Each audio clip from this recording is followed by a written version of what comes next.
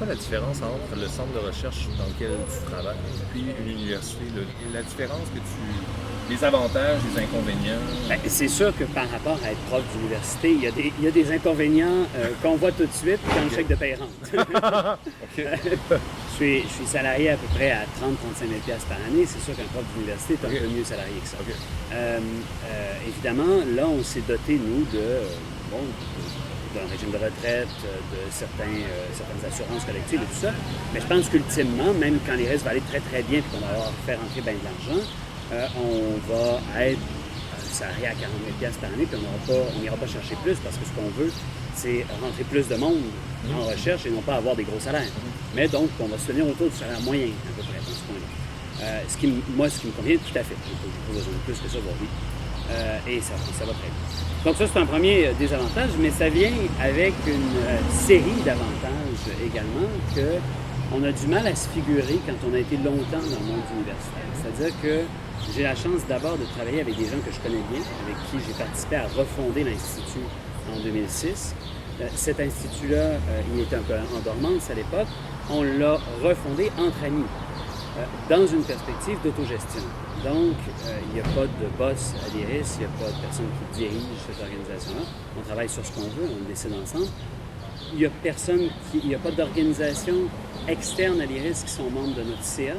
C'est que les chercheurs et des chercheurs associés qui sont membres du CA. Donc, on prend toutes les décisions de gestion comme de recherche ensemble.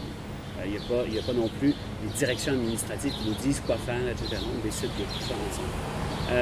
Donc, ça, c'est des avantages, mais majeurs par rapport à ce qui se fait ailleurs. Aussi, avantage majeur par rapport à l'université, on ne fait pas de demande de subvention. Alors là, ça ici, c'est quand on a passé malheureusement par le supplice que représentent ces demandes-là, on a une bonne idée d'à quel point c'est heureux de ne pas avoir à faire ça. Ça ne veut pas dire qu'on n'a pas du financement à faire. Mais le financement qu'on fait, on le fait très différemment d'une organisation. Mais un chercheur, avant les chercheurs universitaires, il n'y avait pas à faire de financement. Ce qui était une maudite bonne idée. On les payait pour faire de la recherche puis de l'enseignement, puis des services à la collectivité, ce que je trouve tout à fait la bonne chose à faire avec des profs d'université. Les asseoir dans un bureau pour remplir des formulaires, je trouve ça absurde. Moi, je ne comprends pas comment ça se fait qu'on fait ça. Et je trouve absurde aussi qu'on prenne des étudiants et qu'on leur dise « Toi, tu vas être assistant de recherche, mais en fait, ce que tu vas faire, c'est des demandes de subvention. » Donc, je trouve que ce système-là, il n'y a plus de sens.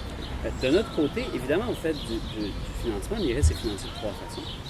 Il y a des gens qui ont la gentillesse de verser de l'argent à l'IRIS mensuellement. Ça représente... peut-être le quart de nos revenus maintenant, c'est un 80 000 $ par année qui va venir de là la prochaine année. Ah oui, quand même. Il y a 1000 personnes cette année, on va arriver à 1000 personnes qui nous donnent 120 $ par année à raison de 10 $ par mois. Bon, on est pas un peu plus, des fois un peu moins. Et on a des organisations aussi, bien sûr, qui financent. On n'accepte aucune organisation qui est à but lucratif. On n'accepte aucune organisation, aucun ministère directement. Ce qui ne veut pas dire que des organisations financées par le gouvernement et tout ça, on ne va pas accepter. Ça, on va accepter, mais pas de gens qui sont liés directement aux politiques. De la même façon, on n'accepte aucun argent des partis politiques, évidemment, et aucun argent des organisations universitaires.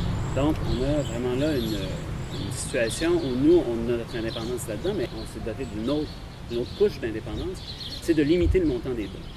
C'est-à-dire que pour nous, les grandes organisations, par exemple les organisations syndicales qui participent à notre financement, ou les organisations écologistes, féministes, étudiantes, etc., peuvent donner jusqu'à 10 000 $ chacune. Ils ne peuvent pas donner plus. Donc, si un jour, il y a une organisation qui n'est pas contente avec ce qu'on fait, elle peut s'en aller. On va avoir 10 000 $ de moins, on va être bien triste, c'est sûr. Pour un budget de 400 000, 10 000 $, ça a son importance. Mais ça a son importance, c'est pas qu'on ferme le lendemain. Et c'est ce qu'on a voulu créer. Il y a une troisième façon de nous financer, c'est par des contrats de recherche. Donc là, les gens viennent nous voir et nous disent « Bon, ben j'aimerais ça travailler sur telle chose avec vous autres, sur telle autre, on aimerait savoir ça. » Ça, c'est une partie qui représente à peu près le tiers de notre financement. Et on aimerait ça que ça se stabilise au montant aussi. Donc, en termes proportionnels, ça prend de moins en moins d'espace dans le financement. Parce que, évidemment, ce qu'on veut, c'est du financement no strings attached. On ne veut pas avoir à dépendre des gens pour pouvoir vivre ou de leurs idées, bonnes ou mauvaises, de recherche et tout ça. Ça ne nous dérange pas de faire des contrats. Il y a des contrats que moi j'ai fait dont je suis très fier, dont je suis très content. Mais j'aime beaucoup mieux discuter avec mes collègues puis qu'on se dise qu'est-ce qu'il y a à dire maintenant, que ce soit ça qui nous guide et non pas les intérêts momentanés de telle ou telle personne. Donc, on fasse une vraie analyse de la conjoncture, de la situation politique, de la situation des finances publiques, qu'on fasse une démarche de recherche. Aussi, il y a un processus de recherche aussi là, qui est en cours, c'est-à-dire je me rends compte que telle donnée, on va la comparer avec telle autre, bon, sur ce qui fait la recherche, mais aussi, à l'IRIS, la recherche, elle fonctionne, elle marche sur deux jambes, si je peux dire. Il y a bien sûr la dynamique propre à la recherche, mais il y a la conjoncture politique qui est extrêmement importante.